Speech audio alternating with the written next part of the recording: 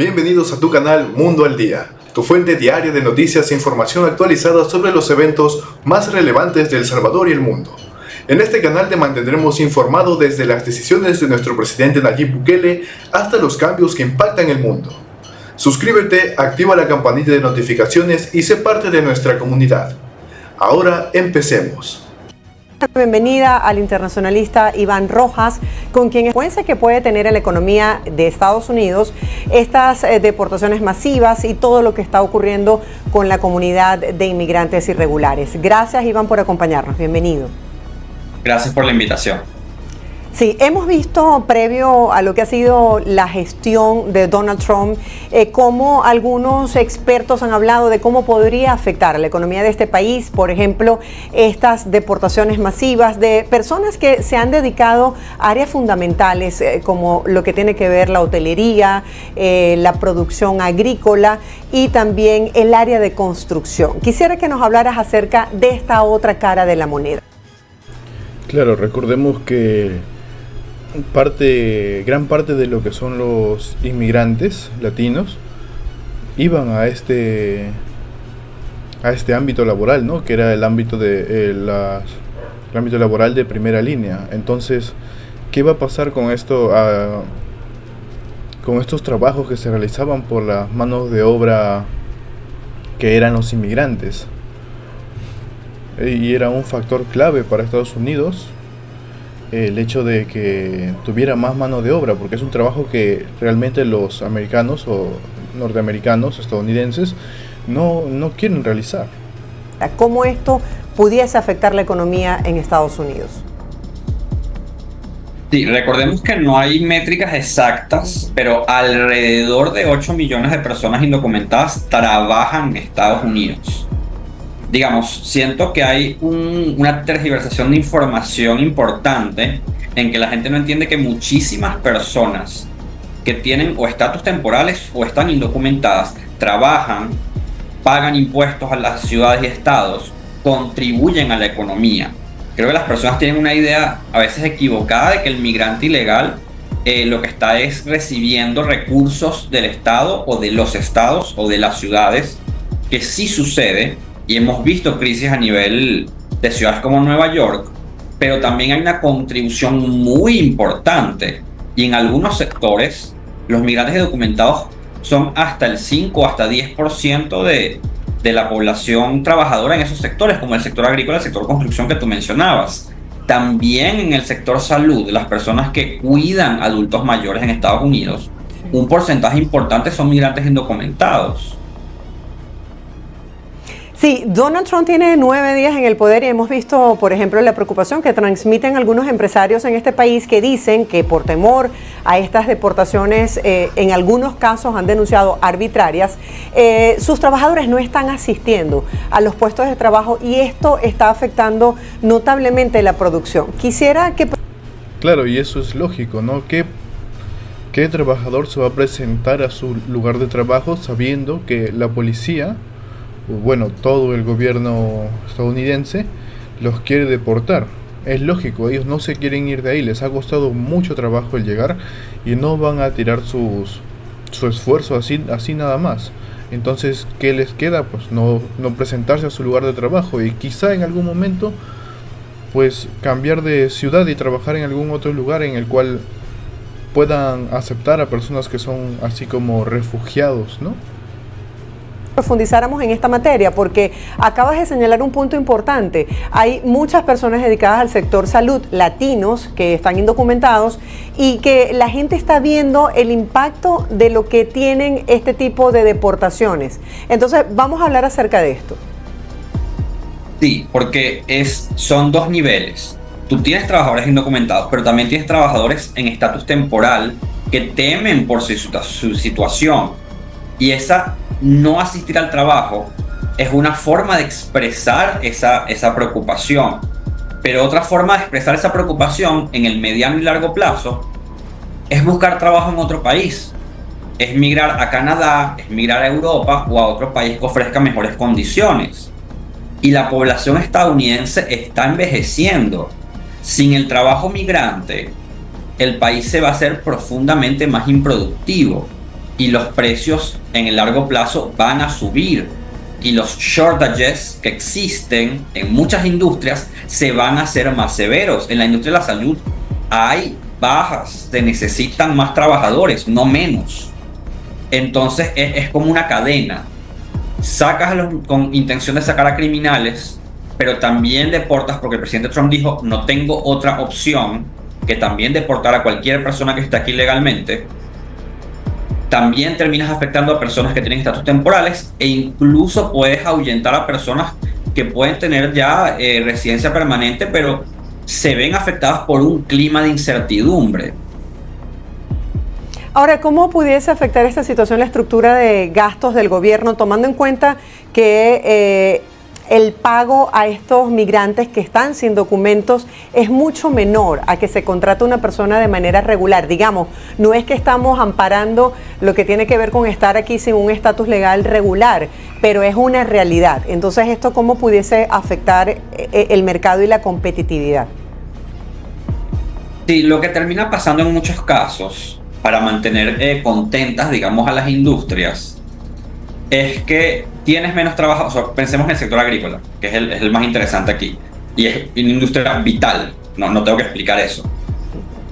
Tienes menos trabajadores, los precios suben, y para calmar al sector, el gobierno termina aprobando nuevos subsidios, por ejemplo, que es algo que ha pasado antes, en que se hace una política que hace menos competitivo el sector. Entonces, para calmarlo a nivel de lobby, se ofrecen otros subsidios. Entonces el gobierno termina gastando más, manteniendo contentas a los distintos sectores industriales, dependiendo de cuánto poder tengan en Washington. Que eso no es algo que es agradable decir, pero así es como sucede. Ahora, también se ha hablado en este gobierno de la carga. Amigos, recién estamos iniciando el programa. Recordarles que le den me gusta a este video, comenten qué les está pareciendo a lo largo de todo este video. Compártanlo con familiares y amistades para que también puedan ver y dar su punto de vista acerca de lo que está sucediendo actualmente tanto en Estados Unidos, Venezuela y el mundo. Y no olviden suscribirse y activar la campanilla de notificaciones, eso nos ayudaría muchísimo y nos motivaría a seguir haciendo más noticias como esta. Ahora sí, continuemos. Que pudiese generar los programas sociales. Quisiera que habláramos un poco acerca de esto, porque está la expectativa, o es como la narrativa que se está creando, de que todas las personas que pagan impuestos en este país están sufragando esos gastos que generan los programas sociales para poblaciones más vulnerables. ¿Es esto cierto? Quisiera que detalláramos un poco este aspecto. Bueno, contar una cifra. Se calcula que personas en estatus no regular o no permanente, solo en el estado de Nueva York, contribuyen con $3.000 millones en impuestos. Muchas de estas personas sí pagan impuestos, no son una carga. Entonces, ese es un primer mito. Es cierto, a nivel general, más allá del tema migratorio, que los entitlement programs son una de las fuentes de gasto más grandes del gobierno. Pero la solución a eso no viene de sencillamente deportar a una cantidad de gente. Eso no resolverá el problema, porque es a nivel estructural un gasto demasiado grande. Lo que tiene que hacerse es buscar reformas, por ejemplo, en el sector salud. Estados Unidos gasta en salud un porcentaje de su presupuesto equivalente o más alto que el de los países europeos, pero con unos resultados de calidad mucho menores. Entonces ahí hay que hacer reformas profundas que ninguno de los dos partidos parece estar en la labor de hacer, para bajar los costos de salud. En alguna parte de la cadena, y esto sonará muy feo, alguien se está haciendo rico a expensas tanto del gobierno como de los consumidores. Ahora, ¿qué nos dicen los antecedentes? En el pasado, cuando se han dado esta ola de deportaciones, ¿cuál ha sido el efecto en la economía? Bueno, no se han dado en mucho tiempo una ola de deportación de la magnitud que esperamos, y esa es la cuestión. Muchas de las discusiones que se tienen están ante la potencial magnitud de lo que se ha prometido. No sabemos hasta dónde van a llegar estas políticas, pero es muy probable, y ya han empezado a pasar, que los alimentos suban de precio. Que la promesa fue esa, que el cartón de huevos bajara de precio. Eso no va a pasar. O sea, no puedes, digamos, las dos promesas principales del presidente Trump eran bajar los precios de las cuestiones de primera necesidad y hacer un programa de deportación masiva. las dos cosas sencillamente no se pueden hacer a la vez. Si el presidente Trump se subsume a un programa estricto de deportación de criminales, ahí estamos hablando de algo distinto, pero eso no es de lo que se ha estado hablando, y sobre todo eso no es lo que sus asesores han estado hablando. Claro, esta explicación tuya coincide con la de economistas que hemos tenido aquí que hacen proyecciones de la economía y dicen que los precios de los productos no van a bajar, quizás se contenga ante la inflación. Claro, es lógico pensarlo, ¿no?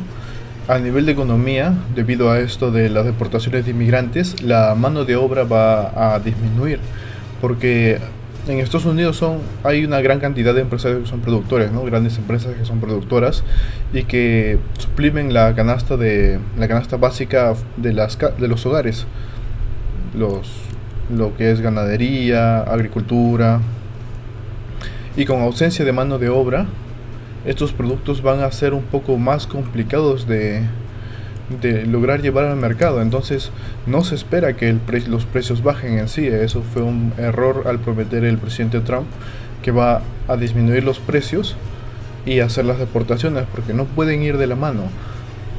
Pues esperemos ver qué va a suceder con el tiempo, ¿no?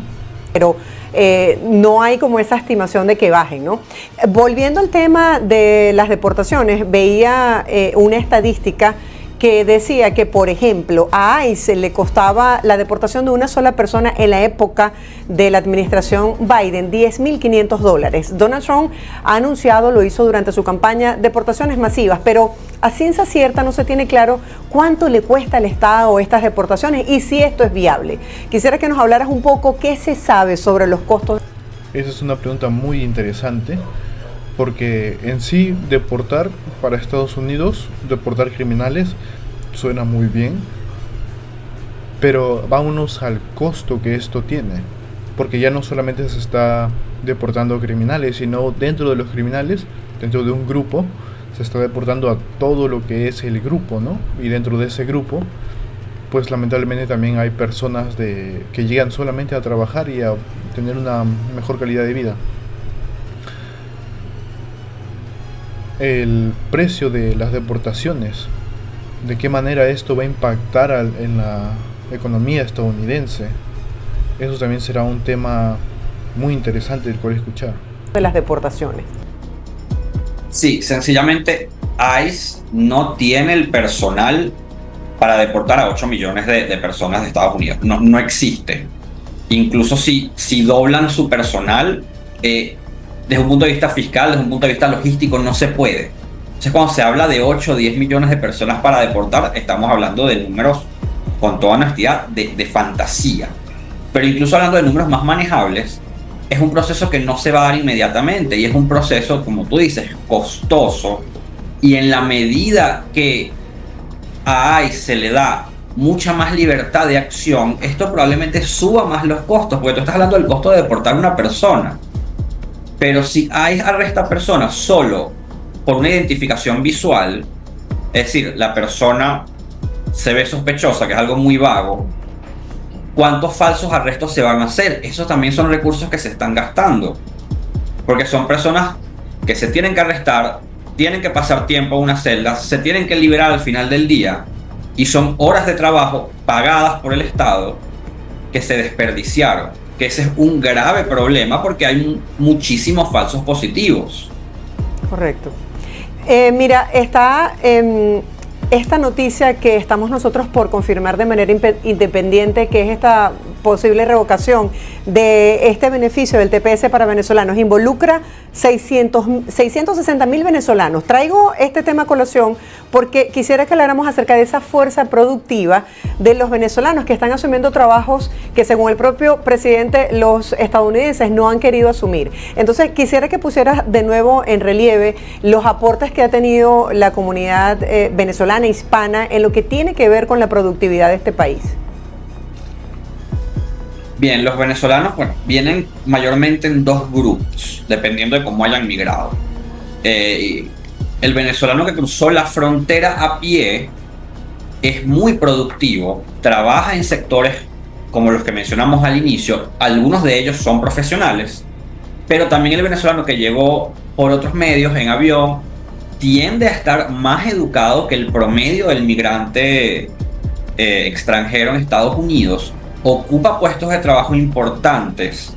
Todos, a nivel anecdótico, todos conocemos, no uno ni dos, sino docenas y docenas de personas que contribuyen activamente a la economía de Estados Unidos en puestos de trabajo que no son fácilmente reemplazables.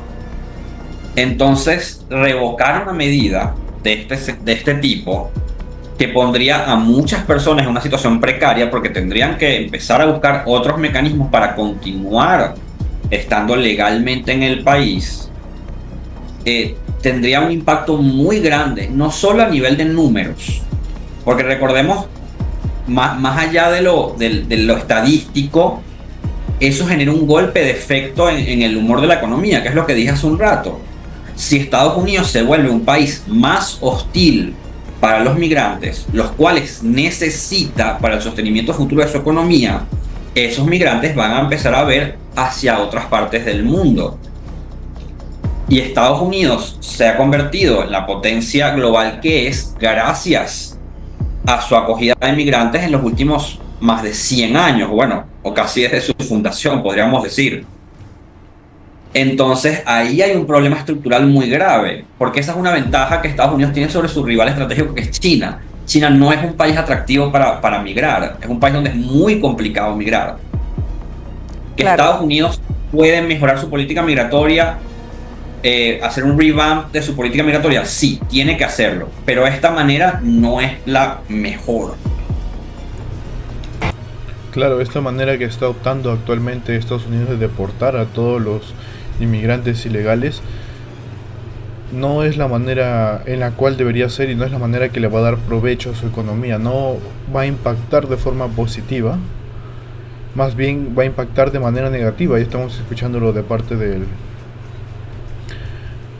que estos actos que está haciendo el presidente Trump no va a actuar no van a salir de una forma positiva como se esperaría.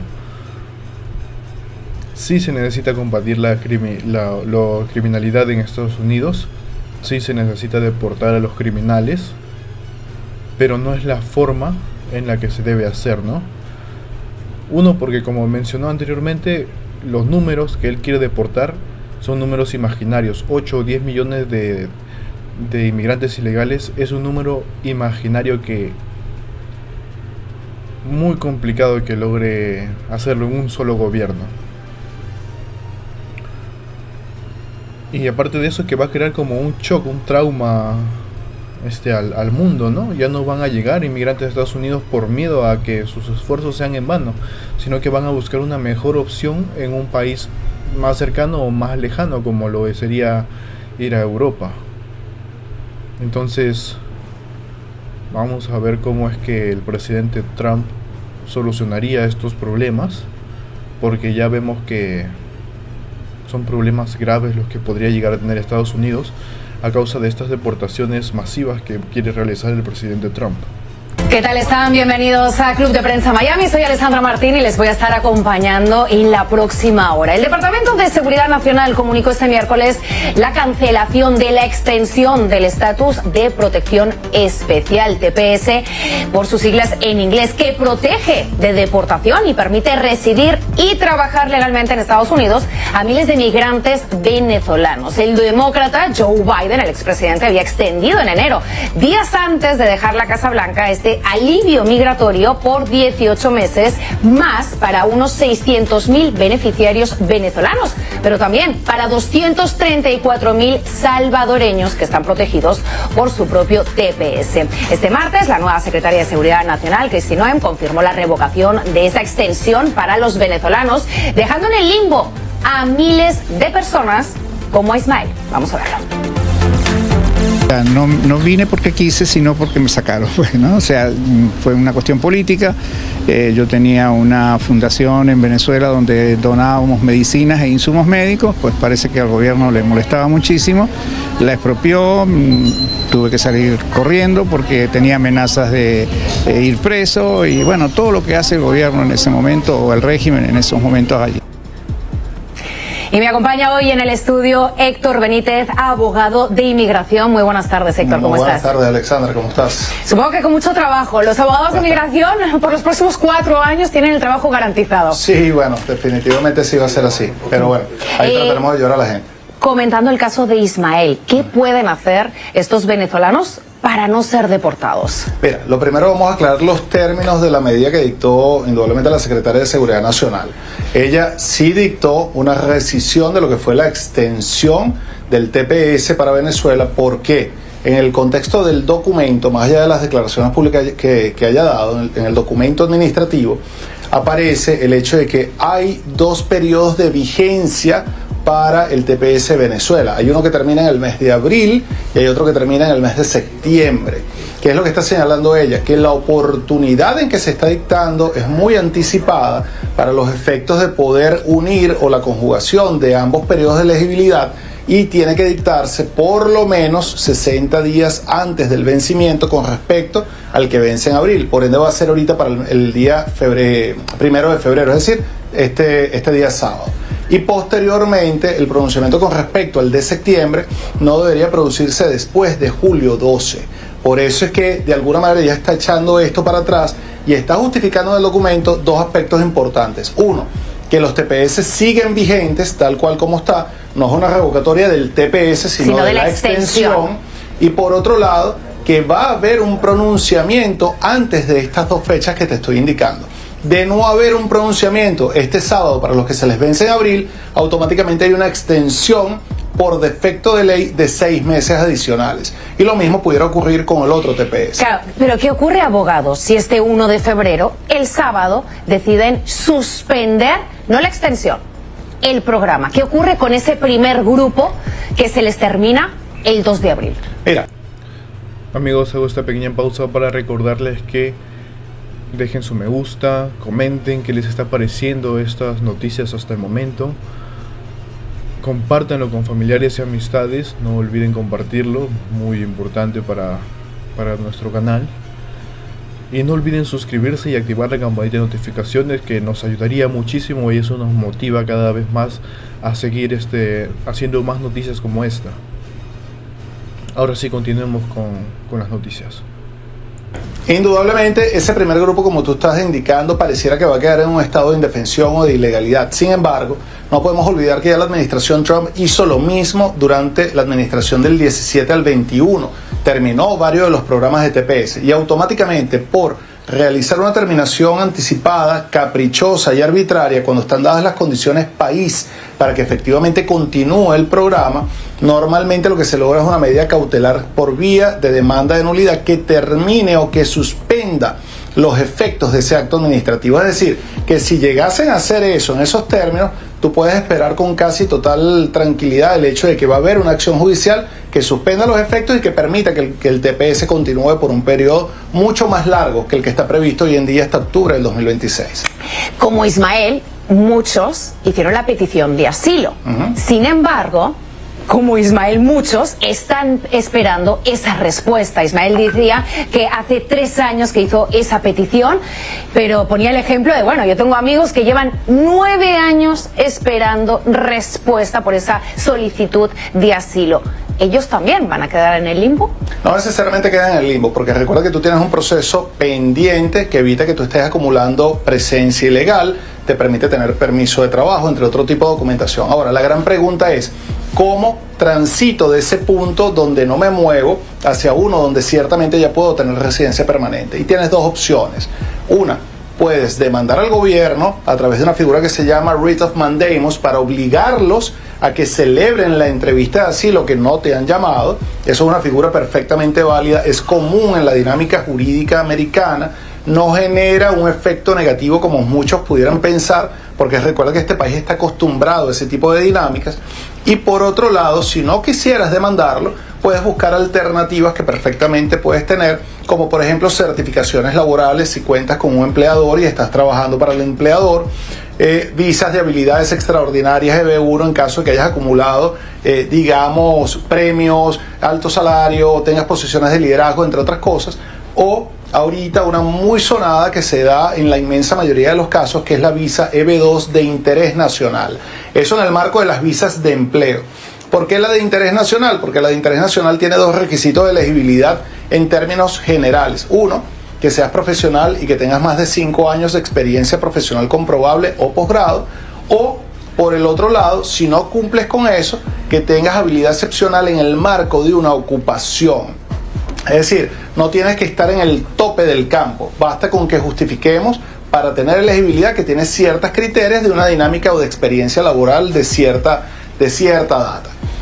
Y en última instancia, pues indudablemente también tenemos las vías de las peticiones familiares, personas que se hayan casado con ciudadanos americanos, residentes permanentes, personas elegibles para ley de ajuste cubano, entre otros. Y existen otro tipo de visas que también se pueden plantear. Por ende, cuando la persona queda normalmente en un limbo es porque no ha buscado tampoco la respuesta en el lugar adecuado. Empiezan, y entramos en algo que estábamos comentando tras cámaras, a buscar la respuesta de parte del amigo, de parte del tío, de parte del sobrino, de parte de quien sea, que no digo que lo estén haciendo de mala fe en lo absoluto, pero definitivamente no tienen el estudio, la formación y no están acostumbrados. Porque, abogado, cada caso...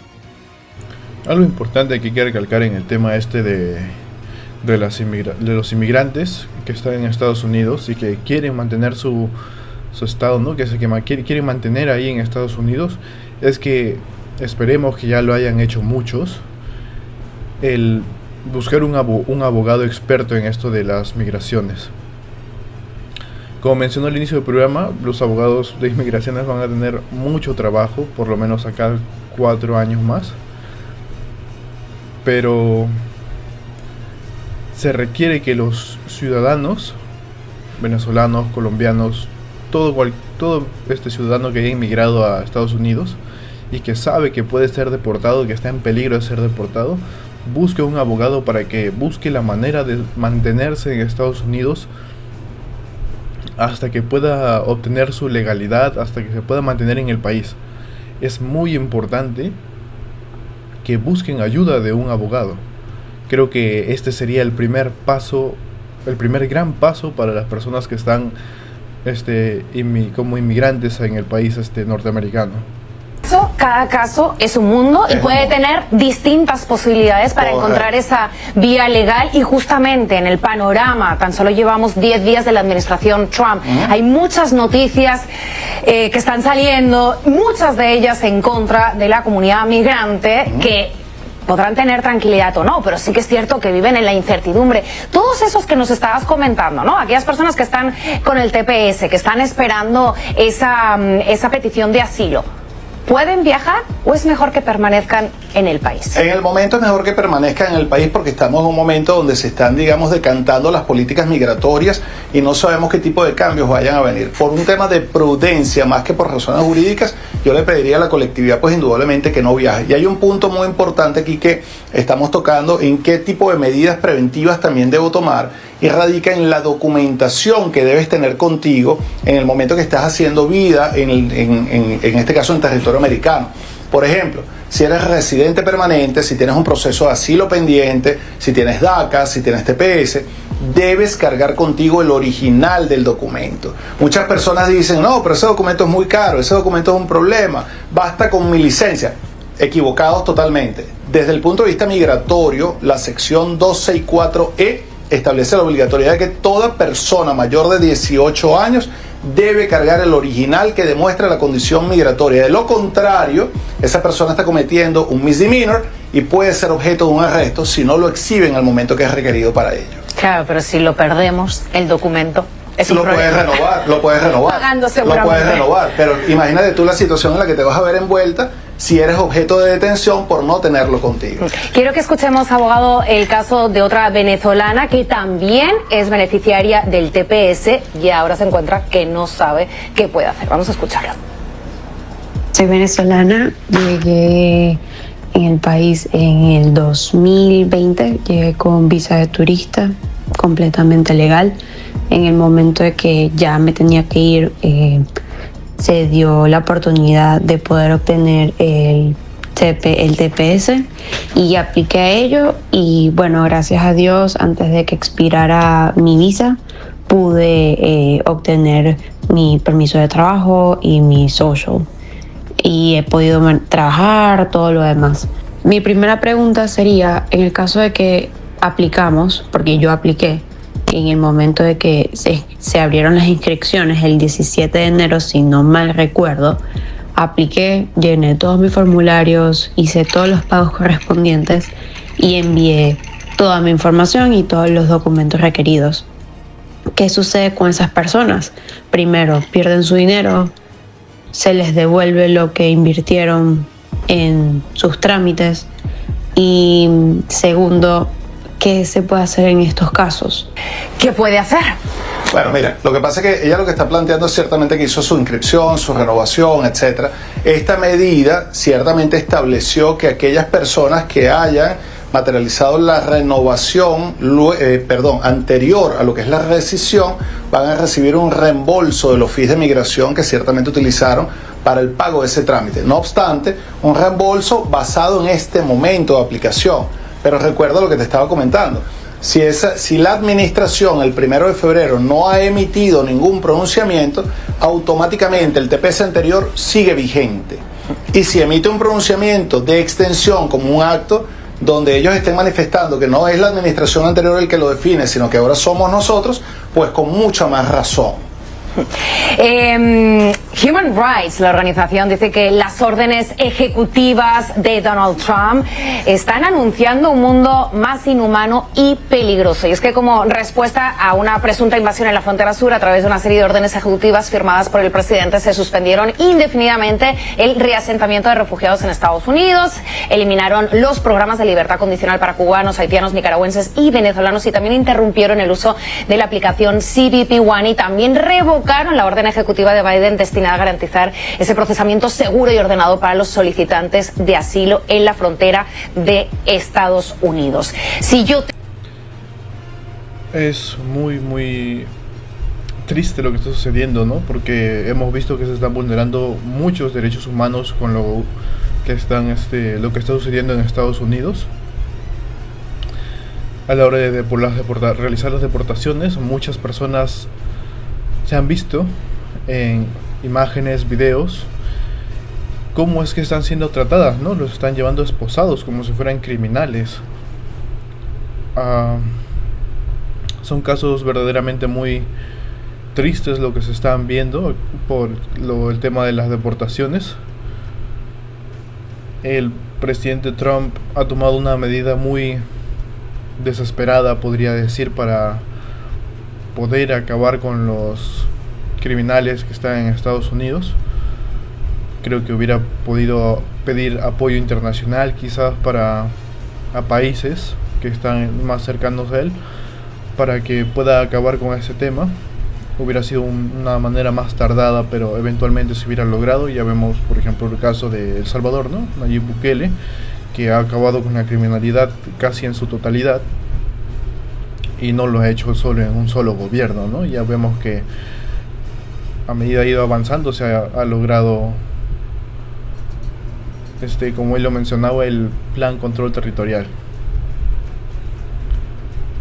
Las deportaciones, la verdad, es más una pérdida para Estados Unidos, y aparte que es una pérdida, es una clara vulneración de los derechos humanos de las personas, ¿no?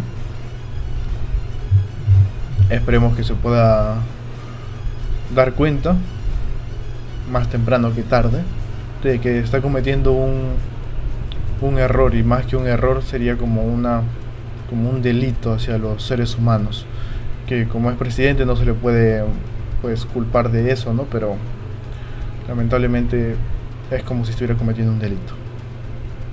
Tengo abogado un familiar. Como ustedes saben, el Consejo Nacional Electoral de Venezuela convocó este lunes a elecciones legislativas y regionales para el próximo 27 de abril, a pesar de no haber divulgado los resultados desglosados de los comicios presidenciales. El derecho a elegir fue confiscado el pasado 28 de julio, así lo aseguró César Pérez Vivas, quien está...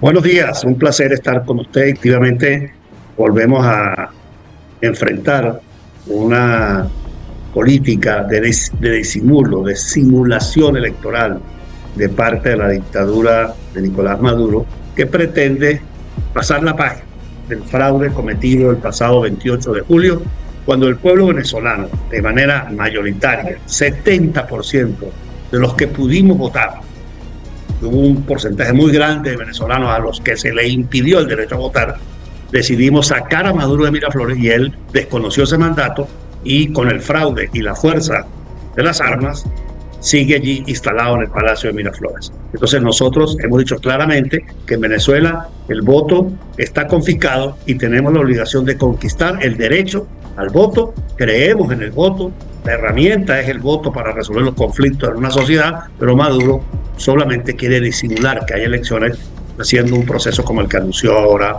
su oficial, su asesor o encargado de asuntos electorales, Elvis Ambrosio.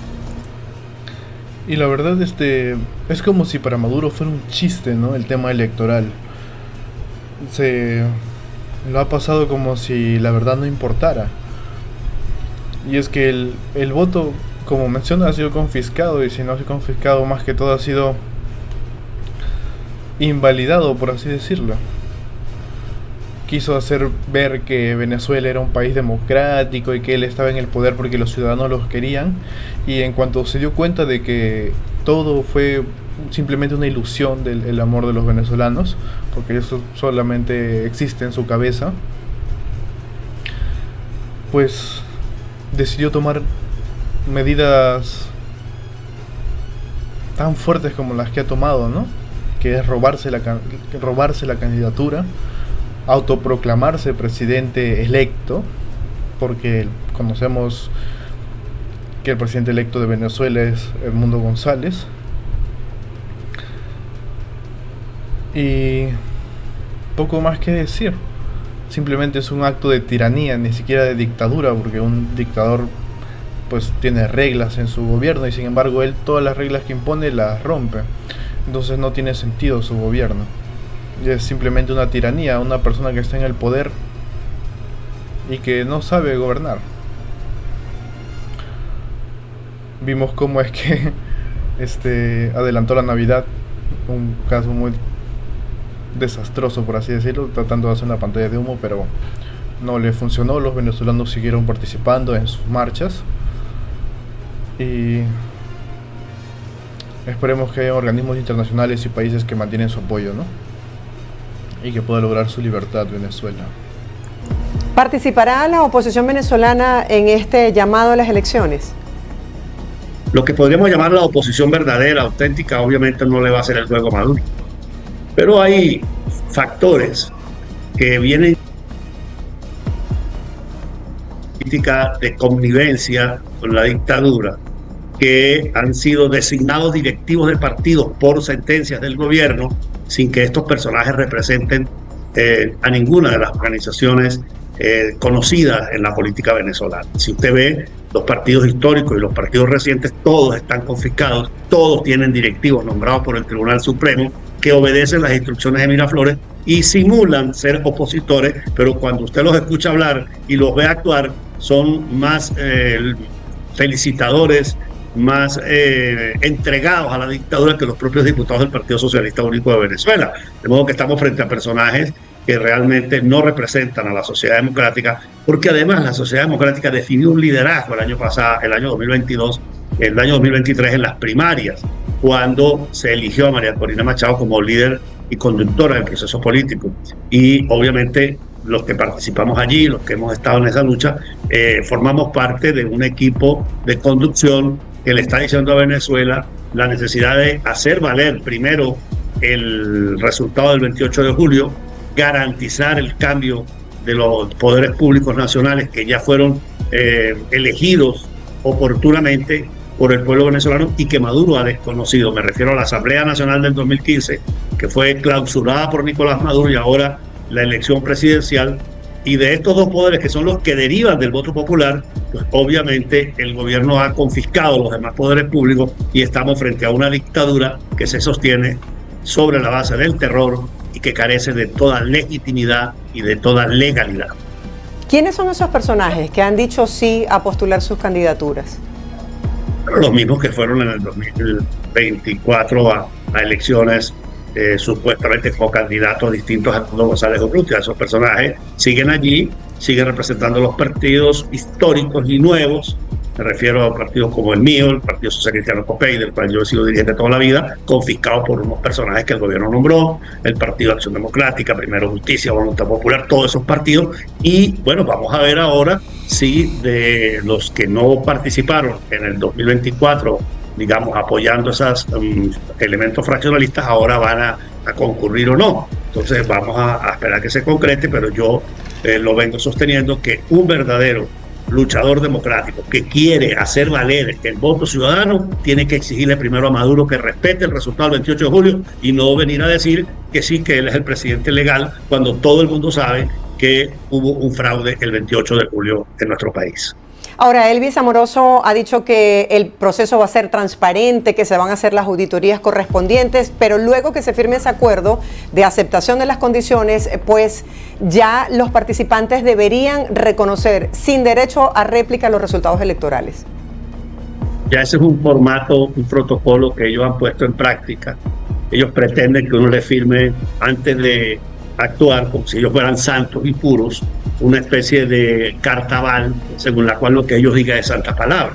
El señor Amoroso sale diciendo que va a hacer auditorías y no ha hecho las auditorías el 28 de julio, no ha publicado las actas, tiene clausurada la página web del CNE, pero además, lo ha dicho recientemente el señor Ameliach, que es otro de los miembros de la Camarilla Roja, que los dirigentes y los partidos políticos, organizaciones que hemos denunciado el fraude, no tenemos derecho a participar en elecciones, pero que ellos quieren unas elecciones donde participe el PSUV y sus agentes colaboracionistas a los fines de dar una imagen de elección, pero no hay elección. Y el propio Amoroso, que es el vocero del fraude, anunció, por ejemplo, un resultado absolutamente irracional con motivo de un referéndum en diciembre del año 2023 del Esequibo, cuando dijo que habían 10 millones de votos, nunca mostró actas, nunca mostró nada, y luego en la elección presidencial, cuando se robaron las elecciones presidenciales, y entonces pretenden que nosotros salgamos como si no hubiese pasado nada, a avalar esta situación, y salen personajes, unos de buena fe y otros comprados y agentes de la dictadura, a decir, no, tenemos que participar porque hay que cuidar los espacios. Y yo he preguntado cuáles son los espacios, porque hoy en día, lamentablemente en Venezuela, todos los poderes están controlados y confiscados, Miraflores. Hoy en día no hay un gobernador que tenga competencias autónomas, que pueda desarrollar su gestión conforme lo es el espíritu del texto constitucional, que todas las competencias fundamentales de los estados y los municipios están confiscadas por el poder central. Ni siquiera la nómina se la permiten pagar. Se le quitaron las competencias a los estados en todas las materias y además los tienen allí prácticamente forzados. Si no acatan las instrucciones del poder, son expulsados de sus cargos con los expedientes armados y van a la cárcel, como ha pasado con el alcalde de Carola, el alcalde de Maracaibo, el alcalde de Tinaquillo, el alcalde de San Juan de Colón del Táchira. Decenas de alcaldes que los han sacado empujones de los cargos porque simplemente optan por la alternativa democrática, denuncian la violación de derechos humanos y además recientemente pues están denunciando el fraude cometido en la elección presidencial. De modo que aquí no hay espacio posible. Aquí lo que está planteado es que Venezuela recupere la democracia y nosotros, como comando de resistencia, como comando por la democracia, estamos enfocados en que la nación venezolana y el mundo reconozcan que nosotros ganamos las elecciones del 28 de julio, que el presidente legítimo de Venezuela es Edmundo González Urrutia y que Nicolás Maduro es un usurpador que está ocupando de manera ilegítima, ilegal, el Palacio de Miraflores. Vamos a hablar acerca del tiempo. La convocatoria se ha hecho para el 27 de abril. ¿Qué establecen las normas o las leyes electorales en torno al tiempo que se requiere para poder realizar unas elecciones? Primero, es una convocatoria atropellada. Segundo, es una convocatoria que se hace sin que estén próximos a vencerse los poderes el lapso de esos poderes. Esos poderes terminan en noviembre, en diciembre. La Asamblea Nacional, por ejemplo, debería instalarse el 5 de enero del año que viene, si se cumplieran los lapsos constitucionales. Pero se hace en abril, que precisamente necesitan hacer atropelladamente todo esto sin dar oportunidad, por supuesto, porque no lo permiten registrar partidos políticos, organizar plataformas electorales. Por otra parte, no le van a permitir a los venezolanos inscribirse en el registro electoral. No hay posibilidad alguna de que los venezolanos, por ejemplo los jóvenes, hay más de 1,5 millones de jóvenes que no pudieron votar en la elección presidencial porque el lapso que se estableció y los lugares que se abrieron para la inscripción electoral fueron realmente muy poquitos, de modo que no se estimuló la participación juvenil, no se le permitió a los venezolanos migrantes dentro del territorio nacional, es decir, los que, por ejemplo, del Táchira vinieron a Caracas o los de Caracas se fueron para los valles del Tuy. Esa gente no pudo inscribirse porque no hubo tiempo, porque no se dio información, porque no se sabía dónde estaban los puntos de inscripción. Y obviamente los venezolanos en el exterior son más de 3 y 4 millones de venezolanos que nunca han podido votar y que Maduro les niega el derecho al voto. Entonces estamos frente a un régimen que tiene un sistema electoral fraudulento, con elementos electorales confiscados. Nosotros, superando todos los obstáculos, le demostramos que somos mayoría el 28 de julio y aún así desconocieron el resultado. Dijeron que había un ataque cibernético, que en 24 horas reponían la página web del Consejo Nacional Electoral, y hoy, a esta hora que estamos hablando, usted se mete en el internet y la página web sigue clausurada porque no quieren ofrecer información, que no tienen cómo demostrarle al mundo el resultado que anunció Elvis Amoroso la madrugada del 29 de julio del 2024. Hola, ¿qué tal? Bienvenidos, soy Nacho Girón y esto que aquí comienza es CNN Redacción desde la ciudad de Buenos Aires, capital de la República Argentina. Ya saben, nuestra fórmula, estamos en vivo, como cada día, con toda la actualidad que tienen que saber sobre nuestra región y también el mundo. Amigos, hago esta pequeña pausa para que recuerden darle me gusta, comentar el video, compartirlo con familiares y amistades y no olviden suscribirse y activar la campanilla de notificaciones. Ahora sí, continuemos con las noticias. Y vamos a concentrarnos ya mismo con el tema del día, porque como adelantábamos, Estados Unidos le va a quitar el estatus de protección temporal a los venezolanos. Hablamos, por supuesto, del ya muy conocido TPS, que, entre otras cuestiones, protege de la deportación, permite residir también y trabajar legalmente en Estados Unidos a más de 600.000 migrantes del país sudamericano que esperaban contar con esta medida al menos hasta mediados de 2026. Hay que decir que el expresidente del país, Joe Biden, había extendido unos días antes de dejar la Casa Blanca este alivio migratorio durante 18 meses para los beneficiarios venezolanos. La secretaria de Seguridad Nacional, ahora Kristi Noem, anunció en una entrevista en la cadena Fox que se seguirá un proceso para evaluar a todas las personas que ya están en Estados Unidos, incluidos justamente los venezolanos y los presuntos miembros del Tren de Aragua. Pero vamos a escuchar lo que dijeron algunos venezolanos al enterarse. Son gente trabajadora. Es cierto que se está hablando de seguridad nacional, pero también hay que darle chance a las personas que están aquí adentro, que llevan muchos años, y darles papeles a ellos también. No me parece justo. Me parece que la situación en Venezuela está bastante complicada y que deberían de permanecer todavía pues con esa decisión del gobierno anterior y que no deberían de quitar el TPS para proteger a las personas que... Hay muchas personas venezolanas haciendo el bien aquí en este país. El país va a estar mal porque no hay mano de obra, al paso que vamos. Por supuesto, una cuestión muy relevante que tiene en vilo por un nuevo tema justamente al pueblo venezolano, en este caso en Estados Unidos. Queremos adentrarnos en repercusiones y comprender profundamente esta medida. Por eso vamos a hablar con una especialista. Es Elizabeth Uribe, que está en Los Ángeles, justamente en Estados Unidos. Ella es abogada en inmigración y nos va a ayudar a entender qué puede suceder con esta acción de la administración Donald Trump. Elizabeth, muchas gracias por este tiempo planteada. ¿Cómo analizamos al menos en primerísimos términos esta medida? Hola, sí, buenos días. Bueno, son muy malas noticias para las personas que están afectadas. Creo que hay muchas preguntas que las personas están teniendo en este momento. En primer lugar, el saber qué es lo que va a pasar, si existe alguna posibilidad de otra extensión. Y algo muy importante para el público saber es de que esta nueva secretaria del Departamento de Seguridad Interna aún tiene hasta este sábado como fecha límite para ella decidir si ella misma vuelve a hacer otra extensión. Y si no toma una decisión para este sábado, entonces automáticamente vamos a ver una extensión de otros 6 meses que va a ayudar a estas personas afectadas para ver qué es lo que vamos a hacer, cuáles son las opciones que yo tengo para poder permanecer en este país o no regresar a Venezuela. Claro, era algo que el pueblo venezolano que vive en Estados Unidos podía prever, más allá de algunas amenazas en la materia migratoria que por supuesto venía profiriendo el que ahora se convirtió en presidente de Estados Unidos, Donald Trump. ¿Podía leerse que algo así podía suceder tan rápido? Mira, sí, creo que estamos en una situación en donde la verdad nada nos debe de sorprender. Creo que mucho de esto desafortunadamente es personal, y me refiero a personal a lo de la administración Trump a la administración de Biden.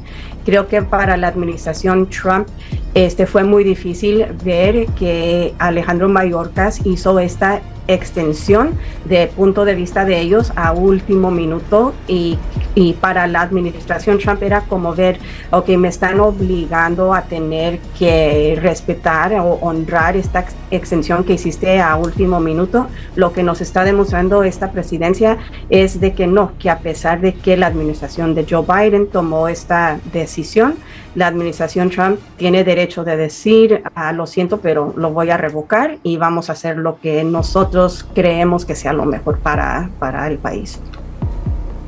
Bien, en ese sentido, recién comentábamos algo, las declaraciones de la funcionaria a cargo justamente de este área, que decía, y la voy a citar textual en la cadena Fox, que si estas personas, cerca de 600.000, se siguen quedando en Estados Unidos, van a violar nuestras leyes durante otros 18 meses y nosotros lo impedimos. ¿Usted considera que esto es así, que quienes están en Estados Unidos y que vienen de Venezuela están violando las leyes? Absolutamente no. Sabemos que las personas que están aquí con este estatus son personas que lo han recibido de forma legal. Para poder ser elegible para estos beneficios, una persona tiene que tener buen carácter moral, no puede tener ciertos antecedentes. Entonces, el decir que las personas que están amparadas actualmente con este TPS, que estas personas son criminales, es erróneo, no es verdad. Y quiero tomar la oportunidad para decir esto también, de que hay que recordar que actualmente no hay relaciones diplomáticas entre el país de Venezuela y los Estados Unidos. Entonces, si estas personas llegan a perder su estatus, hay que aclarar que no sería algo fácil el poder deportar a todas estas personas que se van a quedar sin estatus. También habría algo importante que mencionar, fuera del ámbito legal, más que todo sobre el tema humanitario, de que las personas que han migrado lo que buscan es trabajar, un mejor futuro, y no lo han encontrado en su país. En el caso de los venezolanos, muchos de los venezolanos han escapado a Estados Unidos, han migrado a Estados Unidos porque no ven un futuro en su país, quieren lo mejor para sus familias, obviamente. Entonces creo que en ese ámbito se debería también tener en cuenta, ¿no? Lo que los diplomáticos estadounidenses están diciendo es que pues los inmigrantes son criminales, y la verdad es que no han cometido crímenes contra la humanidad, no han cometido crímenes contra otras personas, simplemente han llegado a un país a buscar un trabajo. Entonces yo creo que los están satanizando de cierta manera a los inmigrantes, e incluso me atrevería a decir que los están tratando de manera discriminada. No es algo no es un tema por el cual querríamos entrar, pero yo creo que podría incluso llegar a hacer eso. esperemos que me encuentre yo equivocado. Bien, repetimos, es Elizabeth Uribe, abogada, especialista en inmigración, sabe mucho de la materia y queríamos una primera aproximación, por supuesto, al que insistimos también, es uno de los temas de la actualidad justamente de nuestra región y muy particularmente de Estados Unidos y de Venezuela. Amigos, han sido muchas las reacciones tras la anulación de la extensión del estatus de protección temporal para venezolanos. La recién nombrada secretaria de Seguridad Nacional, Kristi Noem, explicó que se tomó esta decisión porque el anterior gobierno, al ampliarlo, intentó forzar su mantenimiento y dejarles, como ella dijo, con las manos atadas. Hoy está con nosotros el abogado de inmigración, Christopher T., sobre lo que usted debe saber. Abogado, buenos días, bienvenido. Muy buenos días, Marjorie. ¿Cómo estás? Muy bien, gracias por compartir con la audiencia. Quisiera que nos explicara qué impacto tiene en este momento la anulación de esta extensión del TPS para los venezolanos. Por supuesto. Mira, yo sé que hay mucho miedo en la comunidad ahora mismo. También hay muchos reportes falsos, imprecisos, incorrectos, y es necesario aclarar exactamente lo que ha pasado. Ayer mismo en un canal en inglés escuché un reportaje explicando que para los venezolanos el TPS había sido anulado completamente, y no es nada correcto. Eso es totalmente falso. Lo que ha pasado es que la extensión hasta 2026 que hizo el anterior secretario del Departamento de Seguridad a la Patria, Mayorkas, ha sido anulado. La extensión. Eso significa que lo que él hizo hace solamente días antes de salir de su cargo, de extender el TPS, de redesignar el TPS para la designación de 2023, ha sido anulado. Entonces, hemos regresado actualmente al status quo que había antes de esa decisión. El gobierno de Biden, la administración de expresidente Biden, había hecho 2 designaciones anteriormente para venezolanos, uno en el 2021 y otro en el 2023. Y lo que él intentó hacer, argumenta la administración de Trump, fue técnicamente errado, porque en vez de opinar expresamente sobre la designación en el 2021, simplemente intentó juntar las 2 designaciones juntas, y después de eso intentó extender el derecho para todos del 2000 en la categoría de 2021 a juntar sus extensiones con los del 2023, pero nunca opinó expresamente sobre la designación de 2021.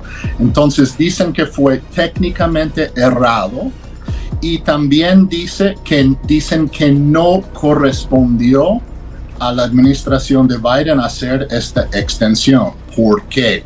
Porque el estatuto mismo nos explica que 60 días antes del vencimiento de la extensión que viene de la extensión nos viene en el comienzo de abril para la designación del año 2023. Así que aquellos venezolanos que aplicaron en la designación de 2023, su designación se vence, su TPS se vence en los primeros días de abril. Esa gente caería en este vencimiento en abril. Entonces la secretaria Noem tiene que decidir, según el estatuto, este mismo sábado, el 1 de febrero, qué va a hacer con respecto a esa designación, si lo va a dejar extender o no. Y si no toma ninguna decisión, el estatuto dice que automáticamente se va a renovar el TPS para esa gente por 6 meses más. Entonces, lo que ha hecho anteayer es que ella ha anulado la extensión anterior que hizo la administración de Biden. Hemos regresado al status quo y ahora estamos a la espera literalmente por 2 días más para ver qué va a hacer, si es que va a hacer algo. O lo puede cancelar y puede decir que no lo va a renovar porque ella opina que las condiciones en Venezuela no lo meritan, o ella puede extenderlo por 12 meses o por 18 meses, cosa que dudo que vaya a hacer, o, en mi opinión, algo que es muy posible que pase, es que no haga nada. Y si no hace nada, si no vemos ninguna decisión de ella en los próximos 2 días, entonces la gente que entró en el grupo de TPS para venezolanos en 2023 va a ser automáticamente extendido por 6 meses más.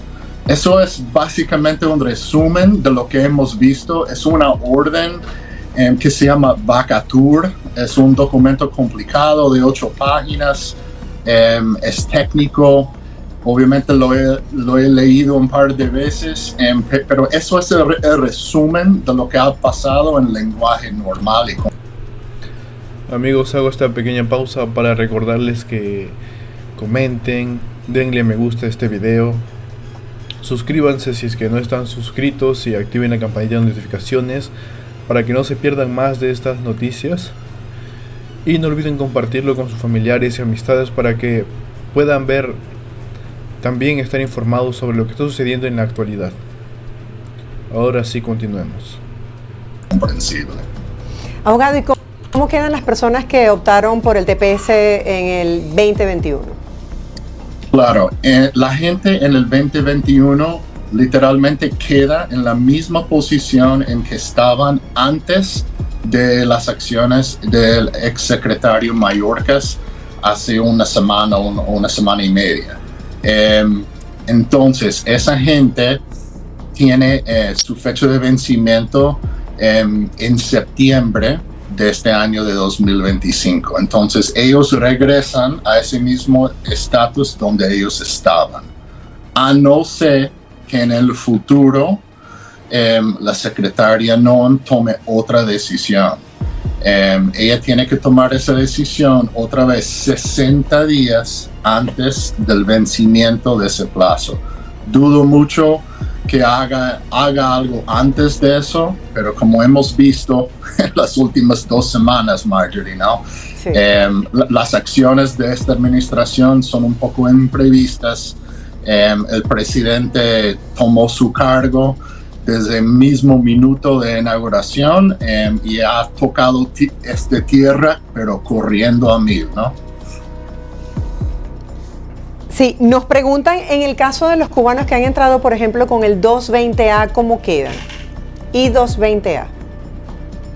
Sí, o sea, la gente que queda en el I-220A no ha sido nada afectado hasta el momento con respecto a estas acciones que hemos visto con respecto al TPS. Esto es expresamente con respecto a la gente de Venezuela. Entiendo. Abogado, tengo preguntas muy específicas en relación con la ley para tratar de comprender cómo se están desarrollando los hechos hasta este momento. Donald Trump había dicho que en una primera instancia, como prioridad, estaban las deportaciones a criminales, pero entiendo que quienes se acogieron a este programa de TPS pasaron por un riguroso procedimiento donde se pudieron verificar sus antecedentes criminales. ¿Esto es cierto? Sí, o sea, ellos entraron en su cargo el mismo día de inauguración, Marjorie, con una lista de gente que estaban buscando, gente que tenían un récord penal. Y efectivamente han estado arrestando a muchos de ellos. Hasta hemos visto ciertos arrestos en ciudades como Nueva York y Chicago de gente de Tren de Aragua, ¿no? Entonces, yo creo que vamos a seguir viendo eso, pero lo triste, lo que a mí me duele, por ejemplo, es que a veces en el proceso de arrestar toda esta gente, hay otra gente cerca que tiene que enfrentar los oficiales de ICE. Y, por ejemplo, si esa gente, por ejemplo, no tiene ningún récord penal, pero de casualidad tienen una orden de deportación porque, por ejemplo, faltaron a su audiencia en la Corte de Inmigración, o por otra razón tienen su orden de deportación o no tienen estatus legal en Estados Unidos. Hay muchos de ellos que están siendo arrestados también, y obviamente si están en el país ilegalmente sin ningún proceso pendiente, y podemos hablar de qué es un proceso pendiente y cómo mejorar su posición en este proceso, esa gente también está en alto peligro. Entiendo. ¿Qué opciones tienen? Por ejemplo, una vez que la persona ha recibido esta protección del TPS y se le vence la fecha, ¿en qué condición queda? Porque fueron personas que quizás vendieron todo lo que tenían en su país de origen para regularizarse aquí y para aportar a la sociedad con un trabajo dignamente, y entonces desde el punto de vista jurídico o desde el punto de vista legal quedan desamparados, sin derecho a nada. Exactamente. Mira, por ejemplo, hay mucha gente, por ejemplo, de Venezuela, que ha estado aquí y ha estado con TPS, pero nunca ha buscado otro recurso permanente. Llevo ya, suena como un año ya, que he estado intentando enfatizar este tema, que TPS, la primera palabra en el nombre es temporal, no es un recurso permanente. No tiene ningún camino hacia la residencia permanente en el país, ni tampoco la ciudadanía.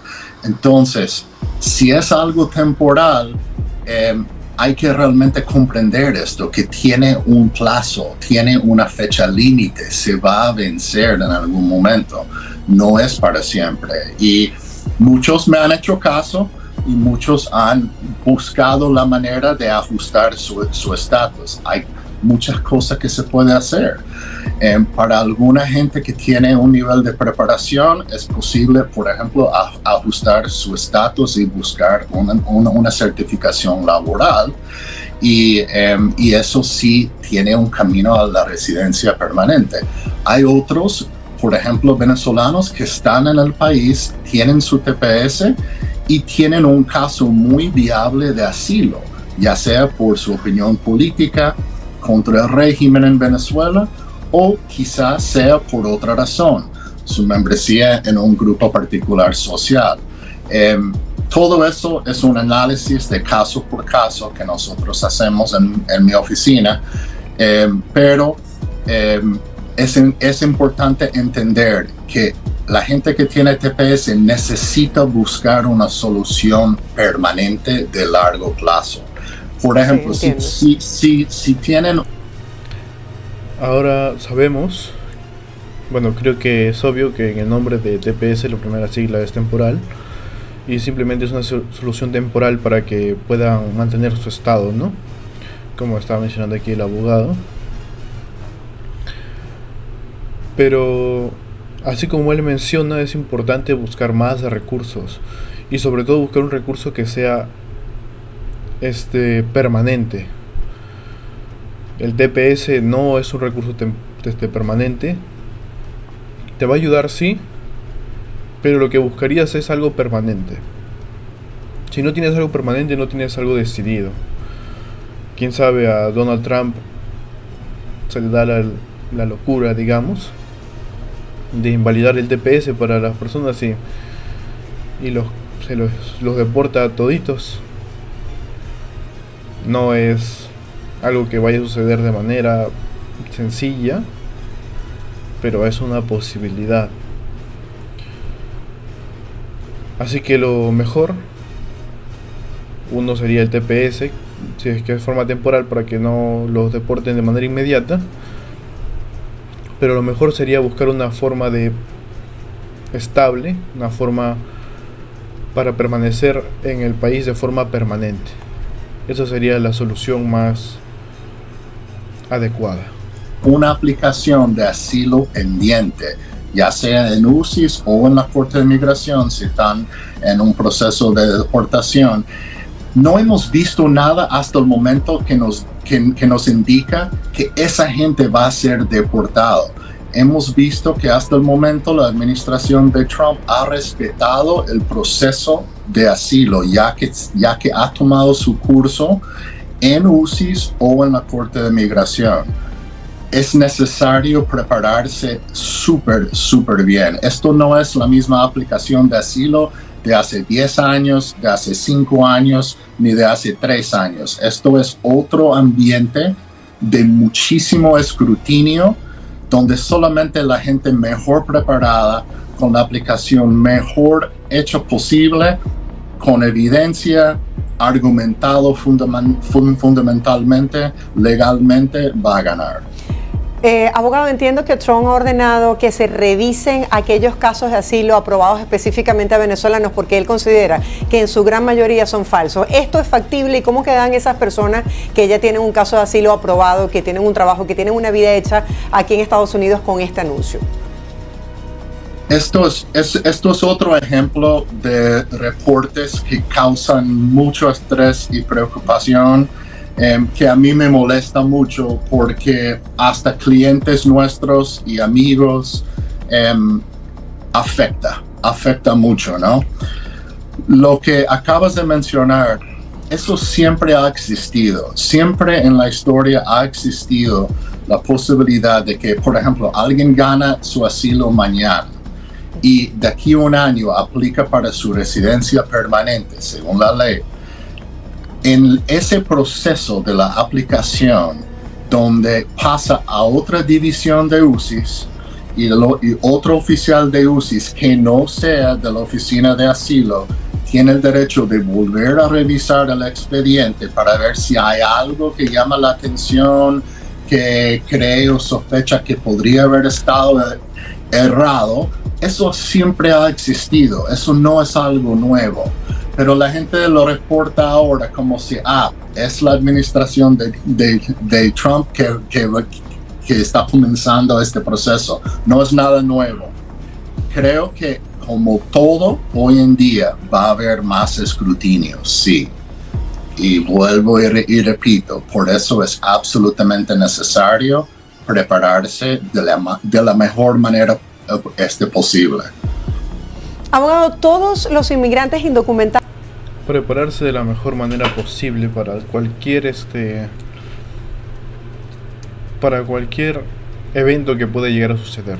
Creo que con ayuda de abogados y un buen asesoramiento, una persona podría, no fácilmente, con mucho esfuerzo, sería algo difícil, no es algo sencillo de concretar, pero yo creo que muchos ciudadanos venezolanos, colombianos que se encuentran en el país norteamericano van a ser beneficiados siempre y cuando logren obtener toda la información posible, ¿no? Estar lo mejor preparados para cualquier situación. ¿Son criminales y qué derechos tienen los migrantes? Bueno, en mi opinión no, por supuesto. Okay. Hay mucha gente que está huyendo de una situación hasta invivible. Entonces está buscando refugio en este país, está buscando una mejor oportunidad para trabajar, para sacar a su familia adelante, para buscar una situación con seguridad, con libertad. Eso, en mi opinión, no es ningún crimen y por eso hemos firmado un convenio internacional contra la tortura para dar a gente en esa posición un refugio político, un refugio nacional. Van a haber gente hasta en la misma administración de Trump que argumenta que cualquier persona que viola las leyes nacionales de un país entrando, por ejemplo, por una frontera sin ningún permiso está cometiendo un crimen porque está violando la ley. Y en algún sentido es difícil argumentar que eso no sea cierto, pero creo que es importante distinguir entre un crimen técnico de violar la frontera huyendo de una situación totalmente criminal en Venezuela, estamos hablando con el caso de Venezuela de crímenes de lesa humanidad. Correcto. Entonces, ¿cómo gente que está huyendo de una situación así puede ser un criminal, ¿no? Ahora, si la gente llega y se vuelve pandillero, como hemos visto en algunos casos que han dado mal nombre al grupo grande, ¿no? Entonces, eso es otro caso. Entonces, siempre es muy importante distinguir, ¿no? Entre la gente que realmente está intentando mejorar su vida y contribuyendo positivamente a nuestro país y a nuestra situación. Exactamente, ¿no? Esto es un punto clave que hay que tener en cuenta y que sobre todo debe tener en cuenta lo que es el gobierno norteamericano, de que atravesar una frontera de manera ilegal no es un crimen si es que la persona está huyendo de lo que realmente es un crimen, ¿no? Suena un poco extraño, pero es la realidad. En Venezuela se están cometiendo crímenes de lesa humanidad que muchos países, muchos organismos internacionales han mencionado y que seguramente lo encuentras en cualquier página de internet que dice que Venezuela ha cometido crímenes de lesa humanidad en contra de sus propios ciudadanos. Entonces, ¿cómo puedes llegar a pensar de que una persona que está migrando a un país y quizá lo hace de manera ilegal, sí, está bien, es ilegal, pero lo que está sucediendo en su propio país es mucho peor? O sea, ellos están escapando. Entonces, en sí, no sería un crimen, sino que ellos estarían buscando un refugio. No creo que eso sea considerado un crimen. Ahora, lo que menciona también de que muchos que vienen al país y se convierten en pandilleros o que vienen con esas malas intenciones, ellos dan muy mal nombre a los ciudadanos que vienen de buena fe y de buen corazón. Definitivamente ellos sí tienen que ser deportados. Sin embargo, pues es como arrasar para un solo criminal, se van a llevar a muchos civiles también. Es algo muy triste lo que sucede.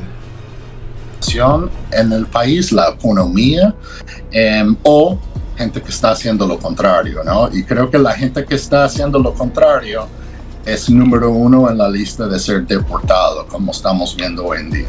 Gracias por hacer esta aclaratoria de estos casos en específicos que no representan el resto de la comunidad venezolana y además por hablar acerca de los derechos de los migrantes, porque como usted señala hay mucho miedo. La gente no sabe si enviar a sus hijos al colegio o no, la gente no sabe si acudir a un hospital cuando tiene una emergencia o no, la gente está atemorizada en sus sitios de trabajo y quisiera que habláramos acerca de eso. Antes el derecho que tenía un migrante incluía el servicio a la salud y a la educación.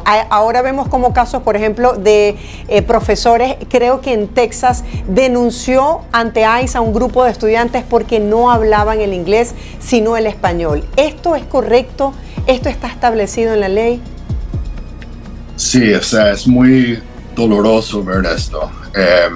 Y en mi opinión no debería de estar pasando. Menores de edad son víctimas en todo este proceso, ¿no? Uno puede argumentar un lado o el otro del padre si debería de haber hecho algo, si debería de haber puesto a sus hijos en una posición así, pero a mí me duele mucho ver que hasta menores de edad estén sufriendo las consecuencias de toda esta situación. Cada estado lamentablemente tiene su derecho a establecer ciertas leyes sobre cómo va a manejar esta situación. Por supuesto, la ley federal, nacional del país es suprema, ¿no? Pero un estado tiene el derecho de otorgar leyes para explicar cómo van a tratar esta situación, y por eso mismo estamos viendo diferencias radicales entre ciertos estados en el país. Hemos visto, por ejemplo, en el estado de Illinois, donde se encuentra la ciudad de Chicago, o en el estado de Nueva York, donde la ciudad de Nueva York. Esos estados, por ejemplo, han tomado medidas drásticamente distintas a un estado como Texas, ¿no? En Texas estamos viendo muy poca flexibilidad legal al nivel estatal para los inmigrantes. Pero la situación que acaba de explicar, por ejemplo, no lo estamos viendo en Chicago, no lo estamos viendo en Nueva York.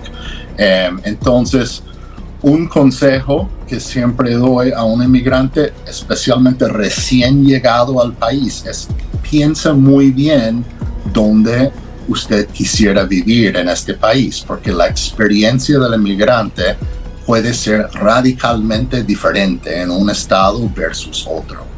Entonces, también California tiene mucha historia en ser un estado bastante amigable a nivel estatal, ¿no? Las autoridades estatales y locales en cuanto al inmigrante. Ahora, ¿qué debe saber la población migrante, ese ciudadano de a pie que nos está viendo y que de pronto no sabe cómo actuar o cómo responder si van los funcionarios de ICE hasta su vivienda o si se está trasladando en su vehículo? ¿A qué derecho tiene? ¿A quién puede apelar? Ok, muy importante, y esto es un consejo que estoy dando en estos momentos a todos mis clientes. Los que tienen, por ejemplo, TPS aprobado actualmente, que tengan la misma notificación de aprobación de su TPS en fotocopia, en papel, en su persona, ya sea en su billetera, en su bolsillo, en su cartera. También que tengan una versión digital de eso en su teléfono, para mostrar en cualquier momento, en cualquier situación, sin ningún aviso previo, que tiene un estatus legal actual en el país. Lo mismo si tiene un asilo pendiente en UCIS o en la Corte de Migración, que tengan un documento que muestra al oficial de ICE que tiene un proceso pendiente, por ejemplo en UCI, si es un asilo afirmativo, hay una notificación formal que recibe el aplicante de UCI cuando recibe la aplicación. Es una sola hoja. Esa hoja es suficiente para comprobar para el oficial de ICE que ellos tienen un proceso de asilo pendiente en ICE. Con extremo interés, este es un tema completamente de interés común.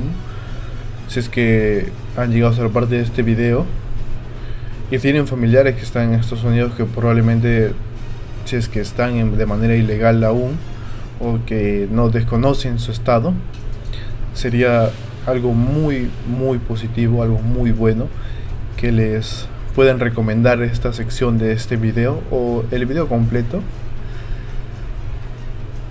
Pero es muy importante que le envíen esta sección en la que aquí el abogado menciona que siempre guarden en sus billeteras, bolsillos, carteras, mochilas, en lo que sea de forma textual, o sea, una hoja de papel. Guarden siempre una copia de su estado en Estados Unidos, ya sea TPS, UCI, cualquier forma de demostrarle a los oficiales de, como él menciona, ICE, que ustedes están de manera legal en el país, que tienen un estado legal actualmente, para que no puedan ser deportados de manera arbitraria o inmediata. Y de la misma manera, también tener una copia en su celular, una copia digital. Esta información quizá para algunos puede ser algo obvio y decir, bueno, es obvio que debería tener eso, pero algunos no los consideramos. Entonces es muy importante mencionarle esto a sus familiares, si es que tienen familiares en el extranjero, en Estados Unidos netamente, ¿no? Porque es los problemas con las deportaciones, que deben guardar siempre una copia de su estado en Estados Unidos, ya sea TPS, UCIS, un estado que le avale que están ahí de manera legal para que no puedan ser deportados y que consigan ayuda inmediata de un abogado, ¿no? Que sea especialista en inmigraciones. Si tienen lo mismo en la Corte de Migración, si están defendiéndose de la deportación en la Corte de Migración, ellos pueden mostrar con una hoja también que tienen su proceso en la Corte de Migración.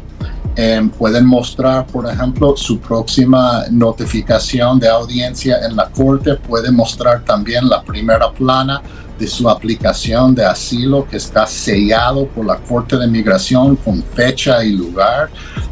Y también los que yo represento, les pido que tengan mi tarjeta de presentación en su persona también, y lo tengan también en versión digital en su teléfono para que puedan mostrar al oficial que mira, que ellos es gente muy seria, está tomando su proceso totalmente en serio, tiene su abogado de migración, aquí es su nombre, su información de contacto, por favor lo puede llamar en cualquier momento.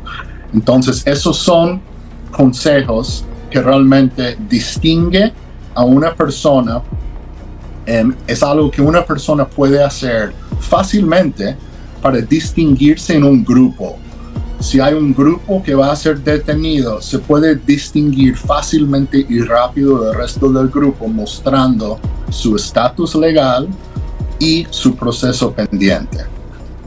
Ok, se han hecho muchos anuncios en estas últimas horas y esto ha generado preocupación en nuestra población migrante. Se ha hablado de abrir o destinar este sitio en Guantánamo con capacidad, este centro de detención para más de 30,000 personas para deportaciones.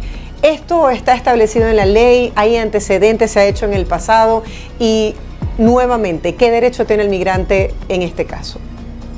Sí, está establecido, es legal, lo pueden hacer y a mí me parece que lo van a hacer. No tenemos ninguna razón por dudar de la palabra que han dado. O sea, hasta el momento están cumpliendo con lo que han prometido, ¿no? Entonces, hemos visto esta táctica anteriormente en nuestra historia después del 11 de septiembre. Y lamentablemente,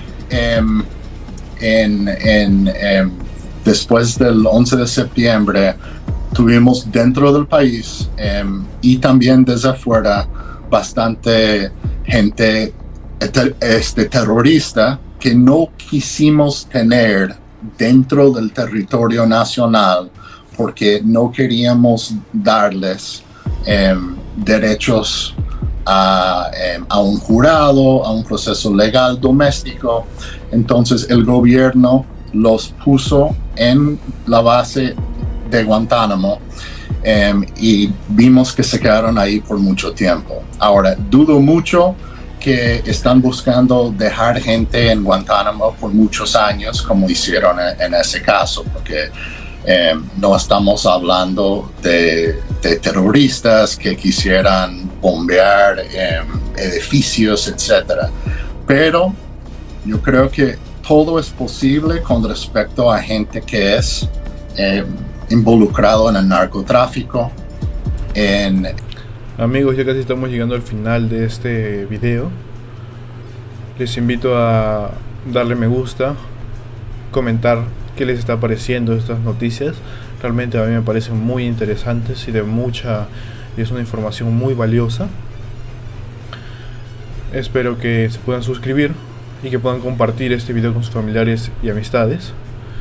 Y no olviden activar la campanita de notificaciones, eso me ayudaría muchísimo a poder seguir haciendo estos videos y me motivaría también muchísimo más. Ahora sí, continuemos con las noticias. En actividades de pandillas, en crímenes violentos, yo creo que vamos a ver, ha dicho el mismo presidente Trump ayer mismo, gente que él llama lo peor de lo peor. Así que no me sorprendería para nada ver a miembros de Tren de Aragua ahí, miembros de otras pandillas, miembros de carteles. Entonces esperamos que gente decente que ha estado aquí trabajando, que ha estado apoyando a sus familias, que no ha hecho nada penal en el país. Esperamos de todo corazón que ellos no caigan ahí. No hemos visto nada hasta el momento para indicar que va a ser así. Es posible también que este lugar sea utilizado temporalmente hasta poder encontrar un tercero país que va a aceptar la gente también, porque sabemos, por ejemplo, con respecto al régimen en Venezuela, no están aceptando a deportados actualmente. Eso podría cambiar en cualquier momento también. Así es, sí, ya el presidente de El Salvador también se ha ofrecido para eso. Gracias por acompañarnos, feliz día. Muchísimas gracias. Hemos llegado a la parte final del programa Mundo al Día. Les agradecemos por quedarse hasta el final del video. No olviden darle like, suscribirse y activar la campanita de notificaciones para que estén actualizados sobre las noticias más relevantes de El Salvador y el mundo. Esto fue Mundo al Día.